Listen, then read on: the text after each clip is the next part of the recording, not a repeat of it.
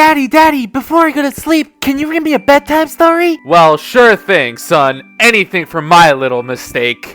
What do you mean by mistake? Anyway, my son, I have a fine story for you right here. Oh boy, what's it called? I'm glad you asked. It's called Demon Slayer, the Swordsmith Village arc. And how is this any different from the Mugen Train in the Entertainment District? There's 2 Hashira this time. Yo, what's going on, my little weebs? How are we all doing this week? I'm sure you guys are doing spectacularly as always. The spring 2023 anime season ended last week, so be prepared for me to cover some of the hottest anime that have come out during the season in the following month. And to start off our analysis marathon, this week we're taking a look at the 3rd season of the well-renowned Demon Slayer. And as always, for those of you who haven't watched this season, I highly recommend you watch it before you watch this video to avoid getting spoiled and to have an opinion prior to hearing mine. But if you did watch this season and enjoy these kind of videos, make sure to leave a like and subscribe for more degenerate content like this. Anyway, let's begin our fun little analysis. So, the setting for the 3rd season is in the village where all the swords of the Demon Slayer Corps are made and crafted. Tanjiro goes to this secretive place to try and get a new sword after he broke his old one.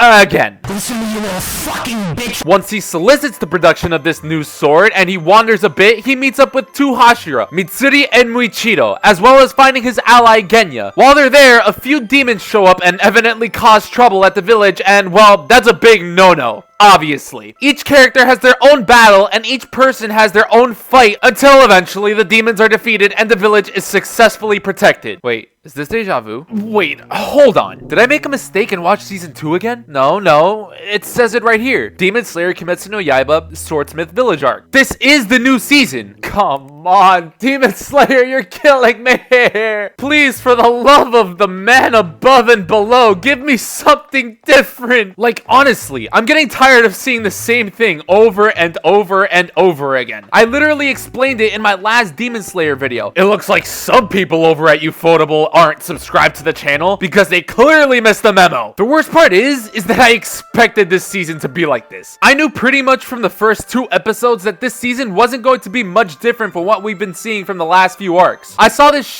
coming from a mile away, but goddamn did I want to get proven wrong. I was hoping for a right hook to the temple to give me the surprise of the year, but instead we got a 3rd consecutive front jab. And hey, I'm not even saying that these jabs aren't powerful. Far be it for me to start calling Demon Slayer trash. Just because I say this season was predictable doesn't mean I didn't find it entertaining. Because as we all know and accept, Demon Slayer has the best animation in the business. Nothing even comes close to taking that title away from it. So that's already a head start in the entertainment race. The fights look great and the effects look even better, so I highly doubt you'll get bored of watching this show. And that is something that I actually do want to commend the show for. Keeping you glued to the seat is something that it does, and it does it very well. It's just that the story is so repetitive and so copy-paste that it makes it a little less enjoyable. And that's really my only complaint, because if we look at the other things this show has to offer, it has consistently good traits across the board. I already mentioned the animation and how stellar everything looks and moves. That's a given. The characters that were introduced like Mitsuri or reintroduced like Genya are really great characters. And I want to talk about Mitsuri for a second because she is undoubtedly my 3rd favorite Hashira behind Rengoku and Uzui. And a lot of that achievement comes down to finally having a different backstory where no one suffers any kind of tragedies like losing loved ones and relatives. Her backstory was a very simple one. Ever since she was a kid, Mitsuri was already strong due to the workouts she would get from helping her parents and family with chores, becoming considerably much stronger than what your average kid would be. Hell, even stronger than your average adult. She'd give a damn boxer a run for their money. As she got older though, she started to notice that she was beginning to stick out in her family. She realized that she wasn't like the other women around her. She was strong. She had a big appetite, and even little things like the color of her hair gave herself a perspective of discomfort. And while she knew that no one in her family had any problems with these things, she didn't want to stick out from them either. She cares for her family too much to be that kind of hindrance to them. And when she eventually joins the Demon Slayer Corps and becomes a Hashira, she was able to finally find a place where she can be her true self without being uncomfortable and find a way to help people around her while being that true self. No tragic deaths, no sob stories. She simply found a place where she could call home and has a motivation to protect that home while she lives. And I'm absolutely all for this story. She didn't join the group because she hates demons or is out for vengeance. She joined the group because it was simply the best place suited for her. Watching this backstory was so refreshing because think about it for a second. Most backstories in anime, not just Demon Slayer, One Piece, Attack on Titan, Black Clover, Bleach, just any anime in general are for the most part tragic and depressing. So seeing something like this can feel like finding the One Piece itself sometimes. It just felt very nice. You're awesome, Mitsuri. Don't let anyone tell you otherwise. Although that's something that I can't really say about Muichiro though. I'm gonna be frank and quick about this one. Muichiro is my least favorite Hashira so far. Sorry to all the Muichiro fans out there, but your little saint here is a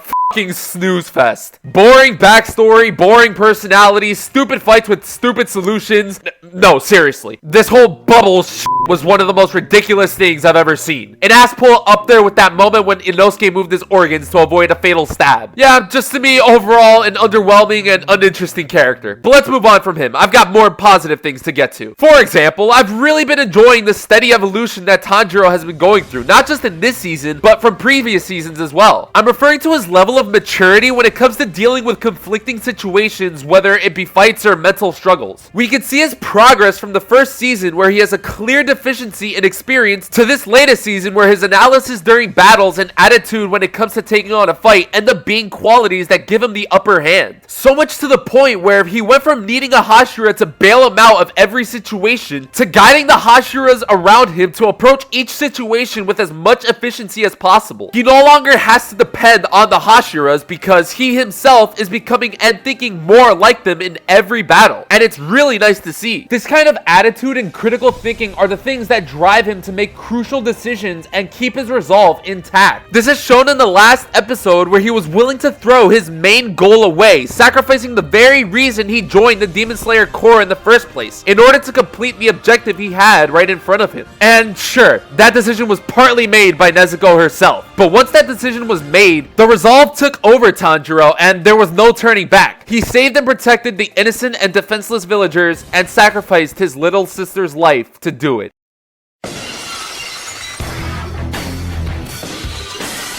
Yep, guess what everyone? Nezuko isn't actually dead. Somehow, sporadically, she manages to not only conquer the sun, whatever that means. My man Muzan here was creaming himself after that news, so it must be important. But she's also slowly regaining her ability to speak. So what's going on with Nezuko right now? No one understands, and I'm sure we'll get more detailed answers later on. But this is something so big that it even changed Muzan's focus entirely. So the last thing that I want to say about this season is that it's taking Demon Slayer through a much better path in my opinion. The way this season ended has me actually excited for what's going to happen in the next season or two. Because not only do I sense that it'll be much more different than what we've been seeing, but also that the series is starting to get to a point where I feel like everyone on each side is going to start making moves. And that's something that I'm actually excited for. So to give my last overall thoughts of this season, I'm not going to say it was my favorite, far from it actually. I still think arcs like the Mugen Train and the Spider arc were still way better. But overall, this season kind of started rough, but eventually it found its bearings and turned into an experience that I imagine almost everyone will have enjoyed. Thank you all so much for watching this video. Make sure to drop a like on the video, subscribe to the channel, and while you're down there, let me know what you think about the third season of Kimetsu no Yaiba. Visit my Mal account if you want to know what I'm watching for this summer season of anime, and if you also want to suggest a video to me. It has been a pleasure. Peace out, you doofuses.